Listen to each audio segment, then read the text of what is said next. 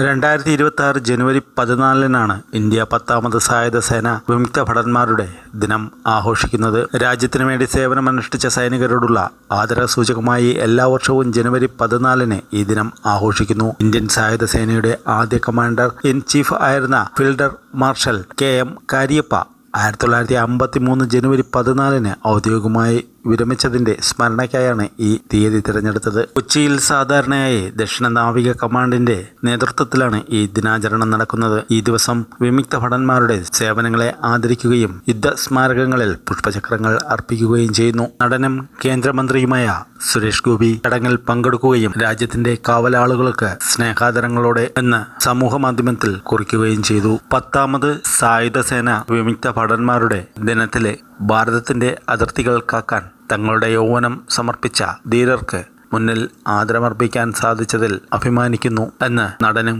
കേന്ദ്രമന്ത്രിയുമായ സുരേഷ് ഗോപി കൊച്ചി നേവൽ ബേസിലെ യുദ്ധസ്മാരകത്തിൽ പുഷ്പചക്രം അർപ്പിച്ചപ്പോൾ മനസ്സിൽ നിറഞ്ഞത് നമ്മുടെ ജവാന്മാരുടെ സമാനതകളില്ലാത്ത ത്യാഗത്തിന്റെ ഓർമ്മകളാണ്. 2026 ജനുവരി 14-നാണ് പുഷ്പചക്രം അർപ്പിച്ചത്. റിട്ടയർമെന്റിന് ശേഷവും മാതൃരാജ്യത്തിനായി സേവന സന്നദ്ധരായി നിൽക്കുന്ന നമ്മുടെ മുതിർന്ന ഉദ്യോഗസ്ഥരുമായി സംവദിക്കാനും ഗാലൻട്രി അവാർഡ് ജേതാക്കളെ ആദരിക്കാനും സാധിച്ചത് ഈ ദിനത്തിന്റെ മാറ്റുകൂട്ടി. ഭാരതാംബയുടെ അഭിമാനമായ ഓരോ സൈനികനും വിമുക്ത ഭടന്മാർക്കും എൻ്റെ ഹൃദയം നിറഞ്ഞ സല്യൂട്ട്, അദ്ദേഹം പറഞ്ഞു.